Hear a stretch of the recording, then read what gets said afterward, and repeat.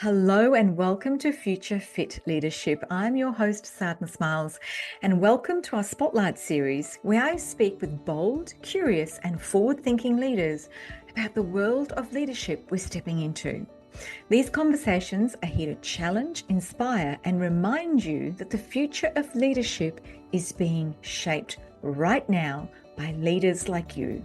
Because let's be honest, we are the generation of leaders writing the new rules. Please enjoy my conversations in this Spotlight series. Joining us today is Dr Marianne Broadbent, who works with top-level companies and government organisations on their leadership, people, talent and capability challenges. Marianne, welcome to Future Fit Spotlight series. How are you today? I'm fine. Thanks very much, Sadana, for inviting me. Right, let's get into our questions, shall we? If you had to describe a future fit leader in just 3 words, the kind of leader we'll need most in the years ahead, what would they be and why? Look, it would be a growth mindset. That's 2 words, okay? I'll take that. I can add one other word. It would be resilient, which is kind of part of a growth mindset.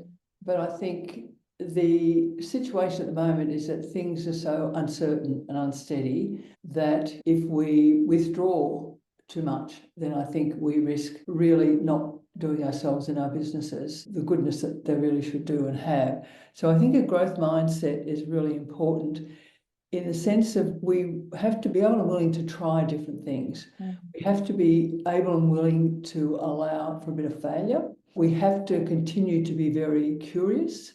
And I think we have to be able to shift priorities very quickly. And with that comes an aspect, I think, that we sometimes underplay, and that's tolerance for ambiguity. So with a growth mindset, I think there's the ability to understand that things will shift and change, not require a level of certainty, not require all the information that you might need to make a decision, but really to think about it and go, right, I have enough information, I have to make the decision. I can't change what's around. I can change certain things, but that ability to deal with ambiguity and to encourage our teams to be comfortable with ambiguity. And to me, they're all part of what I call a growth mindset, which is really important to be a future fit leader. What's the one future shift coming in the next few years that you think most leaders are underestimating and not prepared for?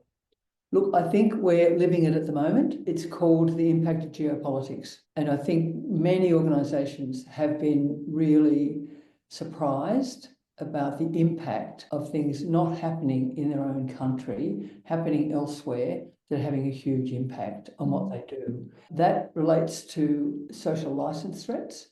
It relates to things like diversity and inclusion. It relates to funding. We have clients in research and medical areas, in universities, and in advanced manufacturing. And each of those sectors have been considerably impacted over the last couple of months, as well as the entertainment industry and the arts. And some of the things that might have started here are no longer travelling, or they've cancelled those opportunities because of uncertainty. So I think it's that impact of geopolitics that we collectively, I think, are learning now has a much bigger role to play than we ever thought. And I don't think we're prepared for it. And we're sort of going, oh my goodness, how did this happen? And it's happened quickly, hasn't It it? happened quickly. That's the other thing. It's not just the fact that it happened, but it's the rapidity with which it's happened and the rapidity of impact we need to be able to deal with. What do you wish more leaders were paying closer attention to? Look, I think it would be good if we were paying more attention to the context in which we operate and really understanding that broader lens. Sometimes we can be a bit narrow in what we're focused on.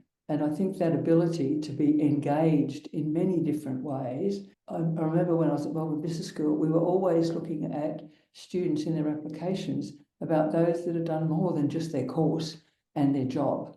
So that ability to be engaged, whether it's community, whether it's in a civic way, whether it's politics, whether it's religion, whether it's philanthropy or doing good works, whatever it is, but understanding how others operate and learn and how they live.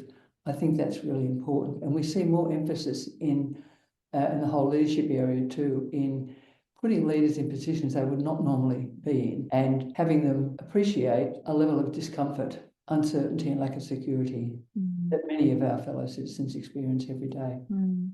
What are the possibilities or shifts you see in the future of leadership or work that genuinely excites you, and why? What I'm excited by over the last little while has been the realisation, I think much more than before, of the criticality of continuing to learn, the criticality of curiosity. And some of us have always known it's been there, and it's really important. We talk about learning leaders, that's been around for a long time. But I just see so much more overt recognition of that now, that we have to keep engaged. We have to understand that, for example, to have a growth mindset, we have to know that we don't know too much, that we have to keep on learning. We have to learn from others. We have to learn from perhaps a wider circle. And along with that, there's another C word that's come up quite a lot in our work, and that's the ability to remain calm. That calmness, I think, is really important. And this isn't something that I would have listed a year or two ago, but working with boards and senior executives, when you ask, well, what is it really you're looking for? Give me an example of leaders in your immediate environment that you admire. And it's quite astonishing the number of times people have said, almost inadvertently, oh, and they're very calm. They're calm in a crisis. They don't panic. They step back. They don't make an immediate impulsive decision that's inappropriate, but they're calm. So for me, it would be, I think the first would be the realisation of the fact that now learning is ongoing, and it's not just words, it's real, and curiosity comes with that. And then concurrently, I think that recognition of calmness, and it's not necessarily a meditative quality, but it's calmness. It's not panicking. It's just saying, okay, something negative has happened. Let's just regroup. Let's just think about what we do about it, and not immediately reacting. And that goes for both organisations and for individuals in how we deal with others as well. Yeah. My last question for you is, if you could embed one leadership quality into every current or future CEO, something you believe will be essential in the next decade, what will that be and why? Take accountability with empathy, because I think, this might sound slightly old-fashioned, but I think the ability to take accountability is not necessarily assumed today. But taking that accountability with an empathetic lens and understanding, I think, is really important. So it's the ability to make those, again, considered decisions for the organisation and for the business, but keeping in mind the people implications. And I think we have to understand that our staff have choices. Our employees have choices, and they will walk where they're not respected and valued. And we underplay that constant good affirmation, appropriate affirmation, if I can call it that way. I mean, you can overdo it, and you have to be honest with people. But I think that taking accountability with empathy is something that when I see it, I go, that's why.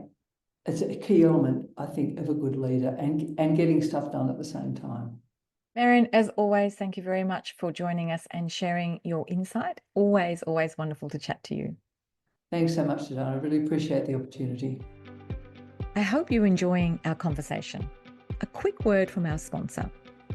Have you ever wondered how to attract, develop, and augment diverse leadership capability in your organisation? Well, Future Leadership has a range of leadership solutions, including executive search, interim executives, leadership development programs, coaching, and workforce transformation specialist. They are an Australian-owned B Corp and one of very few globally accredited and connected talent solution firms. They are very proud of their 22-year history, bringing more diverse leadership to Australian decision-making tables. See the link in our show notes to get in touch with them. If you like what you've heard, please share, rate, and review this podcast, and don't forget to share it with anyone who might benefit from hearing it. The producer of Future Fit Leadership is Maritza Barone from Guide Your Light Network. If you would like to reach out to me, please DM me on any of my social media platforms. I'm available for speaking at conferences or consulting to your business. Future Fit is created in partnership with Future Leadership, a capability ecosystem for boards and executives. If you'd like to join the community and receive a free takeaway each week, sign up to the Future Exchange app in my show notes. Thank you for having me in your space.